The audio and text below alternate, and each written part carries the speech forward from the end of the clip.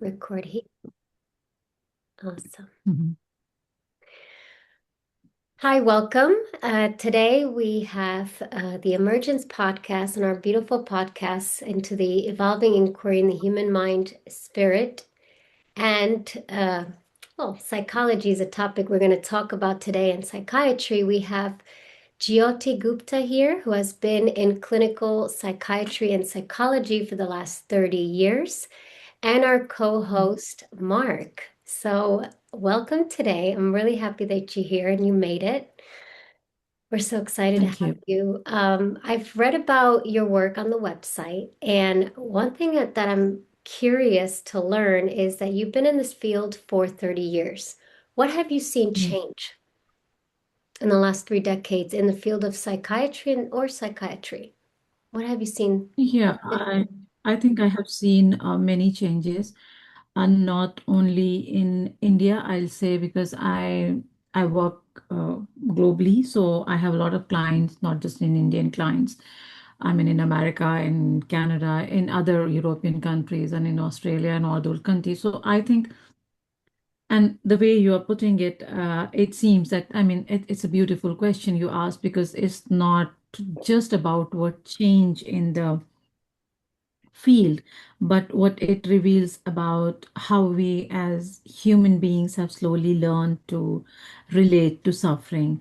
So, and if you hold the last 3 decades gently, which I am taking, that's how I'm taking, I have noticed that psychiatry and psychology haven't just evolved scientifically, but they have softened philosophically also. And I include a lot of philosophy and a lot of spirituality in my when I try to help people. And from number, I mean, how I can put it is basically that from what's wrong with you to what happened to you, that's what I'm seeing, and that's how I tell to people to whom I'm helping. And this is perhaps the most profound shift I am seeing, because earlier models were heavily diagnostic, symptom focused, and pathology driven, and the lens was identify the disorder or treat the symptoms. Now there is a deeper movement toward trauma informed care and so many other things. And now I think they're upcoming, a lot more things are emerging in the past, let's say 7 to 8 years max. I think 10 years.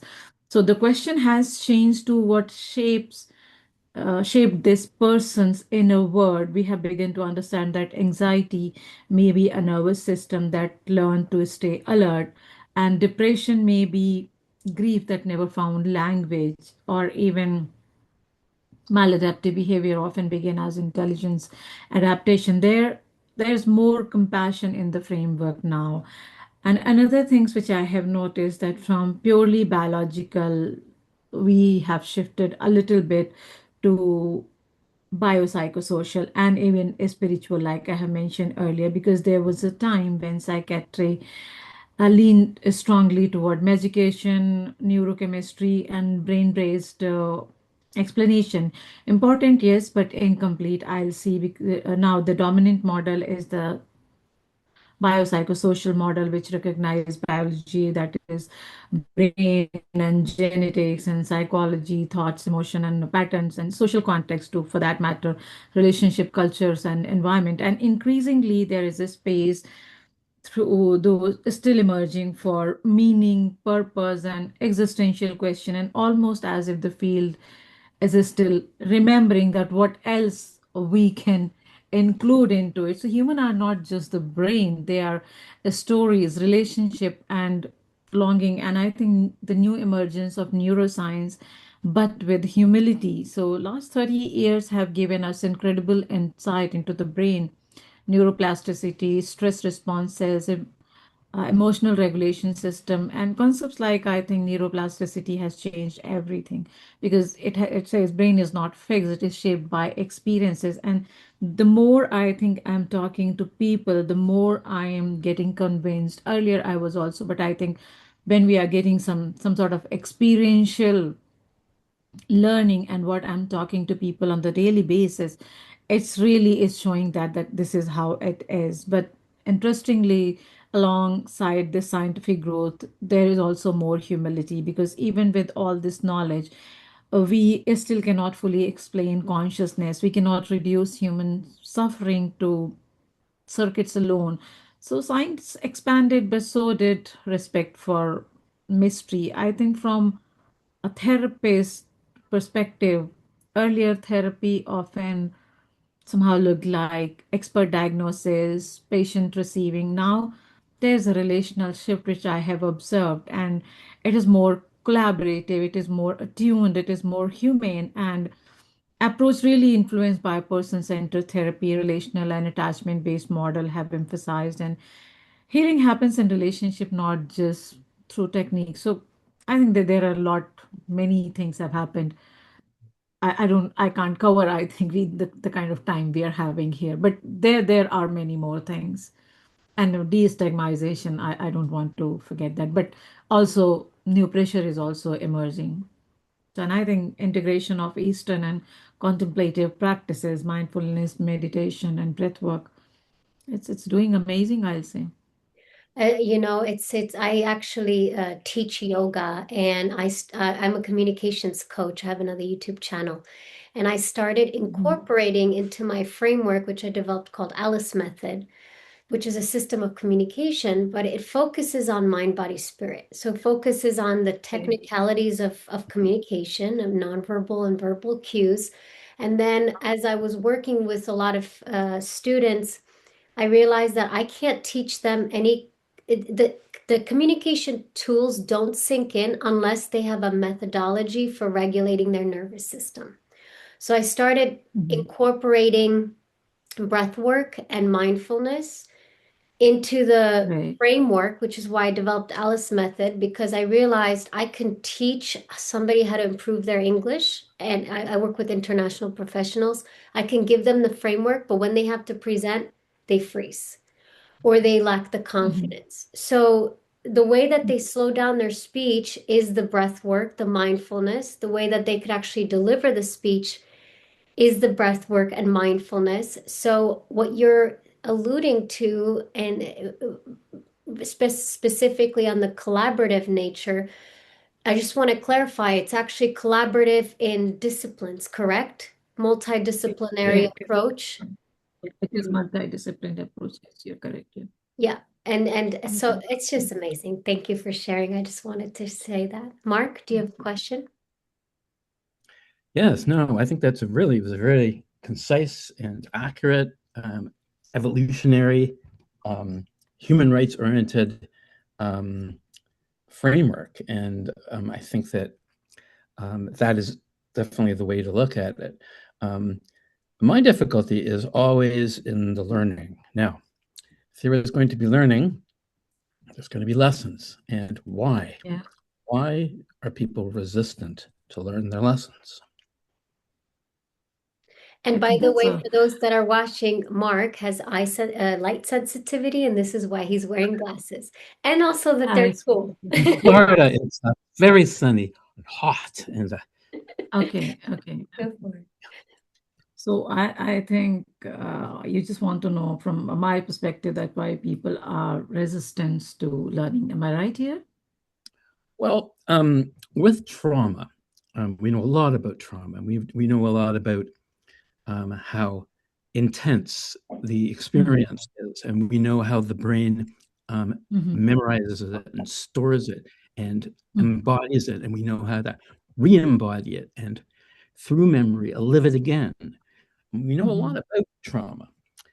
But one thing we don't know is why aren't people honest with themselves about it? Why does it fall into the unconscious? It was Mhm. conscious, now it's not, and we have to recover it. And why?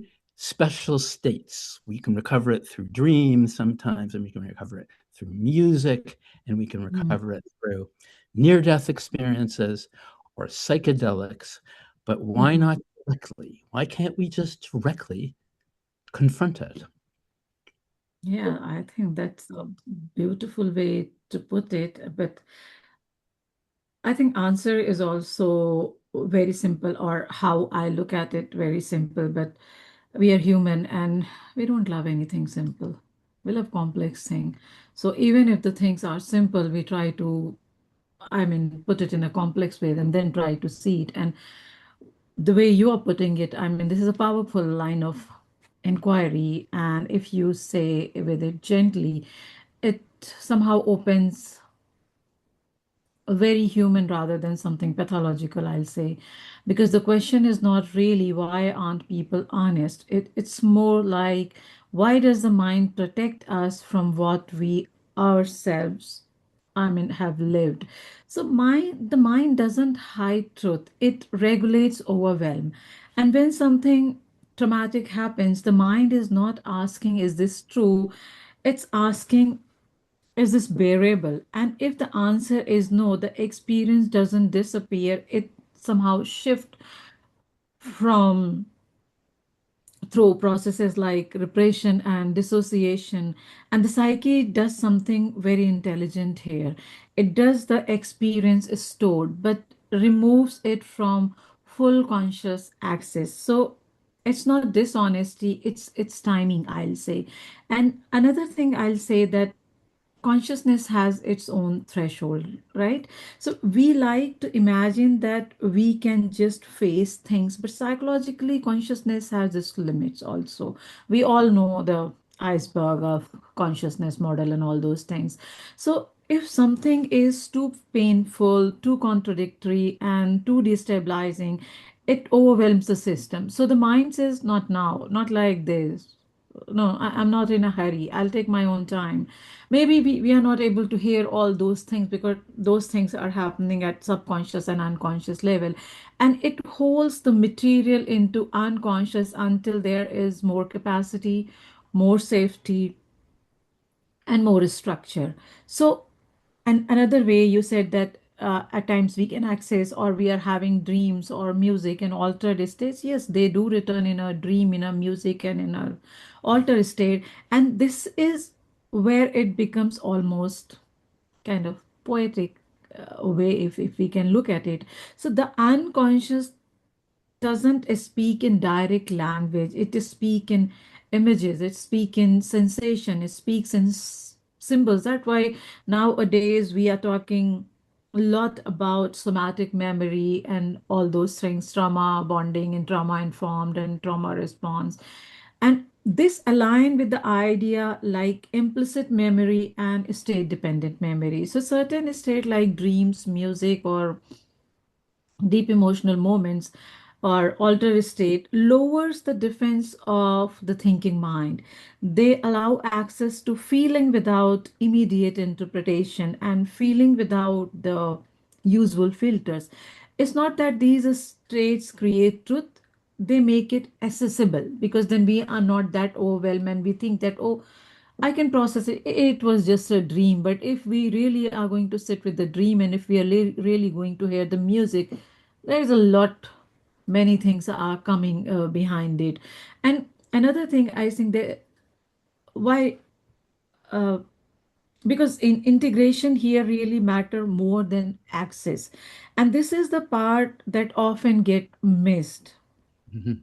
So Right. remembering something quickly is not the same as integration is in a safe way. So if someone were fully confront trauma without emotional regulation, support, or readiness, it could re-traumatize, fragments the self further, and overwhelm the nervous system. So the psyche passes is something like not everything hidden is meant to stay hidden, but everything revealed needs to be held. And that's how they start coming slowly. But the fear is not the memory, I think. It's what it means. Sometimes what we avoid is not just the event itself, but what it says about our past, our caregivers, our sense of safety, our identities. So for example, if I accept this happened, then my childhood wasn't safe. If I see this clearly, I have to feel what I never felt. So the unconscious protect not just from pain, but from meaning Meaning. that could destabilize the self. So honesty is Yes, but not the unfortunately, you've got to face it. All right, people are going to have to yeah, face it, yeah, and people are going it to face it. it's terrible. Whatever it is, it's terrible. Okay, whether or Mhm. not you believe that it's it happened early in childhood, or if you believe it, it happened in a past life. Anything you want to Right. go, this is a terrible thing, and I believe it's inheritable, and it puts someone on edge. And the question is how to face it. Now, what you said is fantastic, and I think it's a great summary of the way things are. But all these little snippets, okay, they're like little clues left at the scene, like a criminal signature. They're all Right. pointing to the same thing, and everybody knows about this. They all know that, oh yeah, these are signs. Oh, there's a sign, but they're not choosing to look at. Why not? What is it so hard to say, you know what? The universe is telling me something. What is it telling me about myself? Is it And maybe because that people don't have the awareness that it's the universe is winking or whispering to them? Like, could they actually comprehend synchronicities? Yeah, so obviously awareness, I think it plays a bigger role here, but how many of us really we are aware? And I think it's not just the awareness, it's the self-awareness which is most important here, because this is how we are getting aware, but we are we're really, I mean, resistance to change, because how we are, whatever manner we are living, we are comfortable, we are in our comfort zone, and bringing any kind of change in our life means we are pushing, or we are just going toward what seems to be uncomfortable. So making uncomfortable comfortable is the only way to do it, but we don't feel, because this is what we have been told when we were kid, that nope, it's okay, no, you no, no. don't need to do Cannot it do like that. that. Nope. Only way you have to get out of this unhappiness and out of this Mhm. difficulty, and you have to find a way to love yourself. Yeah, compassion is a big role here, of course. I don't mean other people loving you. I mean you loving yourself. Mm-hmm. Yeah. That's it. Yeah, certainly. Because without that, it's incomplete. It's totally incomplete. But self-love or compassion, self-compassion cannot come until unless you're not going to understand, and you're not talking to the to someone or to yourself. That someone can be just to yourself also, that okay, I'm thinking this, now what do I need? So the major question is here, what should, instead of what do I need in this particular moment? Do I need to do this? Do I need to do that? Because should has many number of, it has n number of things, and needs are just limited. But it's not the survival need. I'm not talking about the survival need, because survival need, again, you're just wrapping yourself inside the trauma. So it's not, then you won't be able to come out of the trauma. You'll further, you are looping inside your trauma, and you are finding yourself that you have just, I mean, inside it, you're not able to come out it. And because everything, like I spoke, like resistance or avoidance or unconscious material pattern, or these kind of things, when I finally see myself clearly, will I be able to stay with myself? And that's where the self-love enters, not as a concept, but as a psychological capacity. And that is, Exactly. I Interesting. mean, self-love is not optional Very in this interesting. process, actually. Sort of an evolutionary, like a developmental thing. You got to go Yeah. through like a variety of things, and Mhm. then you can become open to something like that. The thing is that I believe that everybody is happy, at least when you're born. You obviously have a genetics, okay, and you've got a long family history, and that is shaping your predispositions to everything and the way you're going to think, look, act, whatever it is. But I believe that it's the reaction to the environment, right? It's trauma. You're happy at the beginning, but after the Mhm. trauma, you're not with Yeah. yourself. You're not happy with stuff. And so, how to get back to that? Everybody knows it. I mean, I deal with trauma. Yes, I deal with all sorts of mental health problems. I deal mainly with addiction. But Mhm. every addict knows that he doesn't love himself. He knows it. Mhm. Well, I mean, And so when he so admits it, when he first says it to himself, you know what? Heroin was the best thing I ever did in my life. It was by far the best thing, better than anything. But I made a mistake. And I've got to admit it. I've got to love myself again. Mm-hmm. And they do. They do. I mean, the ones that are successful, they're open and honest, and they say it to themselves. They don't play games. And the ones that do play games are just fooling themselves. Mm-hmm. So I'm not saying, like, don't get me wrong. I'm not saying that anybody that doesn't have has a mental health problem is doing this on purpose. Like, I'm not saying No, that no, at all. not at all. And I'm Not not so. even really saying that there is a volitional component to everything, but it's that, like, we don't really know, like, we're not aware of what we're doing really, but everybody knows what, like, about loving themselves. They know about that. It's not like we need to teach them that, but the learning comes in, like, going back to when you did love yourself. And of course it's harder if you have a family like that never loved you, or you had a terrible, like, genetic history that is evil that's going through, and it makes it more difficult. But no matter what it is, the deeper, the darker, the more light that comes out of it. Mm-hmm. Because of the polarity, right? The nature of our universe, and the polarity is I'm thinking about a tree. A tree cannot Mm-hmm. grow taller in the sky without growing deeper into the soil and settling its roots. Mm-hmm. And for the purpose of time, I know we have 8 minutes left. I'm going to share my screen. And Jyoti, Mm-hmm. I want to ask you what you think of this diagram. Of course, you've probably seen it before. But I'm Mm-hmm. curious to see what you think of this diagram. Do you see it? This one over here? Yeah, I can see it. Yeah, I can see it. I can see the diagram. So Clearly, I can see the diagram. the seven layers of the subtle body, how does that Mm-hmm. inform your work?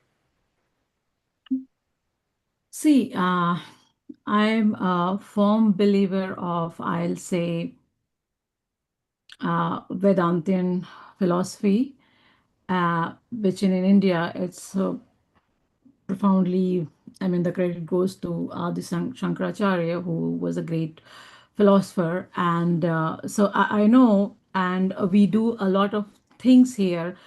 It's not just the energy. I'll say there are many more things, and we need to help. But most of the time, people are not interested. Those people who are interested, I try to use it in the form of energy, and how these things are going to help them, and how I am going to do it with them. So I do use it, but not often. I can't use it often because not everybody is interested, because it's a lot of work. It's not a small work. When you are talking about all seven layers of the body, so it's depend person to person to whom I can really use it, and not with everyone, because it's something you first need to understand the concept, and then you can work on your Mhm. those things. And with every layer of the body, there are meditation practices. There are, I think, I don't know how many practices are there, and how we can, if the trauma is, I mean, I can associate, I can relate it with the trauma. If these things are somehow there, and if the trauma is like is stored in my body, and at what level it is stored, and if you're going to work at that particular level of the body, then obviously it is going to help you. But somehow it takes time for people to understand. I'm not saying for all, but for most of them. But some of them are interested in working like this also. So this is a great way to look at that. We have these different types of body, and how how it can really help, and how it can really bring some other things in people's life. But it's depend upon people, that whether they are interested in doing it, or they're not interested in doing it. But it's a great way, because Absolutely. I believe that it's a very important thing. If we can understand these things, spiritually, psychologically, and philosophically, we can really elevate ourselves like anything, and we can like we were talking about the altered state of, I'll say altered state of consciousness. There are so many layers, there are so many states of consciousness. And when we are talking about the layers of the body, then this is related to that. And if you can enter, like if you're talking about hypnotherapy and all those things, if you can enter to that particular layer of the body, then obviously it is going to help you. So it's a great way to help people. That's how I look at it. And yeah, we need to understand these things. That's the most important thing I'll say. Amazing.